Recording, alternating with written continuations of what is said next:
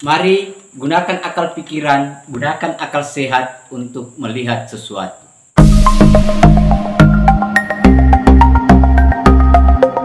Assalamualaikum warahmatullahi wabarakatuh. Salam sejahtera untuk kita semua. Salam demokrasi dan salam pluralisme. Oke, sahabat-sahabat, jumpa lagi di Rahmat Channel. Nah, kali ini sahabat-sahabat ada berita dari CNBC Indonesia yang di mana berita ini cukup mengagetkan kita sahabat-sahabat, karena ini sekaitan dengan bencana atau dana gempa Cianjur. Itu diduga hasil investigasi dan penelitian PPATK itu ke jaringan terorisme. Nah, ini yang mengagetkan kita. Dan saya kira sahabat-sahabat, kalau misalnya soal penggalangan dana yang biasa kita lihat kalau ada gempa, ada musibah, atau ada kejadian-kejadian yang sifatnya membutuhkan dana cepat atau penanggulangan bencana, ini yang menjadi persoalan karena semua orang biasanya itu memberikan bantuan atau memberikan sukarela di pinggir jalan di mana-mana, meminta bantuan. Nah, ini sehingga membuat ini menjadi pembelajaran untuk kita semua agar kiranya berhati-hatilah. Kita berhati-hati dalam memberikan bantuan-bantuan yang sifatnya insidentil yang kayak itu, sahabat-sahabat.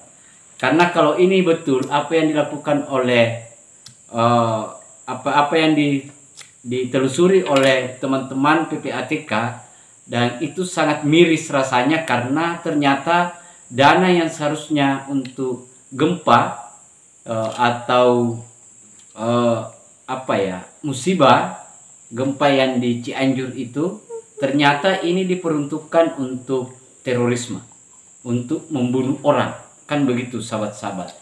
Nah, saya akan mencoba membacakan beritanya sahabat-sahabat ya.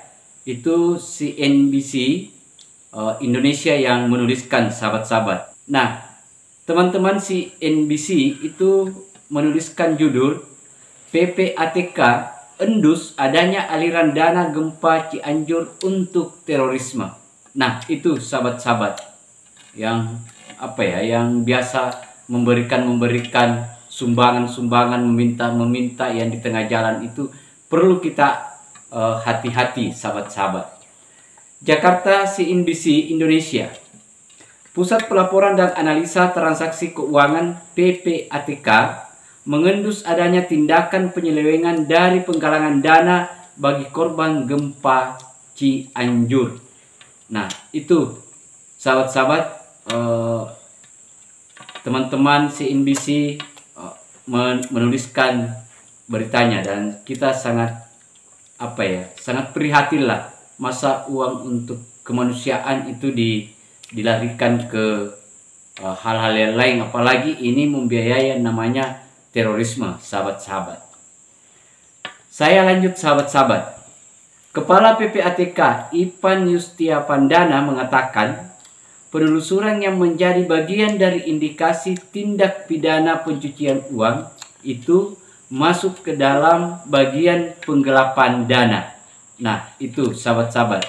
Secara total, hasil pengungkapan perkara TPPU dengan hasil analisa dan hasil pemeriksaan untuk bagian penggelapan dana dalam yayasan pada tahun 2022 dinilai sekitar 1,7 triliun. Besar sekali sahabat-sahabat, 1,7 triliun. Yayasan ini memang ada risikonya. Dia mendompleng kegiatan yang legal, jadi saking banyaknya sebuah momentum, misal terjadi bencana dari 100 pembukaan rekening untuk kegiatan yang benar, di situ ada 99 yang menghijab niat baik para pihak yang memang baik, ujar Ipan saat rapat kerja dengan Komisi 3 di DPR Jakarta. Menurut Ipan, ada dua potensi besar arah aliran dana dari penggelapan dana yayasan ini, di antaranya untuk konsumsi pribadi penggalangan dana dari yayasan tersebut hingga terindikasi pada aliran dana dukungan untuk kegiatan terorisme. Nah, itu bahayanya, sahabat-sahabat. Digunakan untuk kepentingan dia pribadi. Banyak kita lihat beli mobil, beli rumah, dikirimi ke orang-orang sekitarnya untuk memperkaya diri sendiri dari sumbangan dari orang, sehingga tidak dipakai untuk kepentingan pembangunan atau membantu orang lain yang terkena bencana. Atau dalam fakta yang terakhir ini kita menemukan terkait dugaan tindak pidana terorisme. Ujar Ipan. Yang di Cianjur itu memang terkait dengan kegiatan yang diduga tersangkut dengan terorisme. Astagfirullah. Khususnya penggelapan dana korban bencana Cianjur untuk kepentingan kegiatan terorisme. Ipan mengatakan PPATK sudah menjalin kerjasama dengan Badan Nasional Penanggulangan Terorisme untuk penelusuran lebih lanjut. Dan kita sudah melakukan analisis dan memang ada beberapa temuan penyimpangan dari dana yang terkait bencana tadi.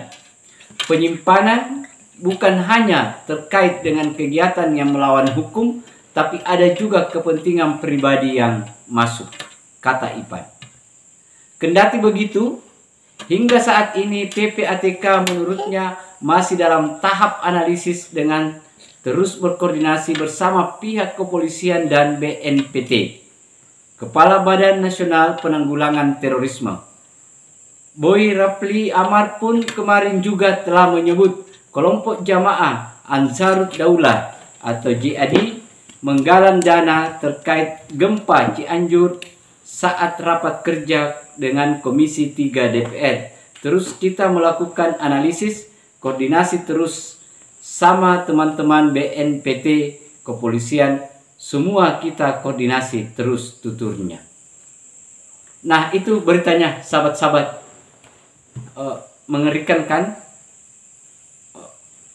Uang bencana, ada indikasi dari PPATK bahwa sebagian itu digunakan untuk bagaimana membiayai kegiatan-kegiatan terorisme. Dan sebagian itu membiayai teman-teman dekat dia dan kepentingan-kepentingan pribadi dia. Saya kira akhir kata dari saya, sahabat-sahabat. Wassalamualaikum warahmatullahi wabarakatuh. Salam demokrasi, salam pluralisme, NKRI harga mati.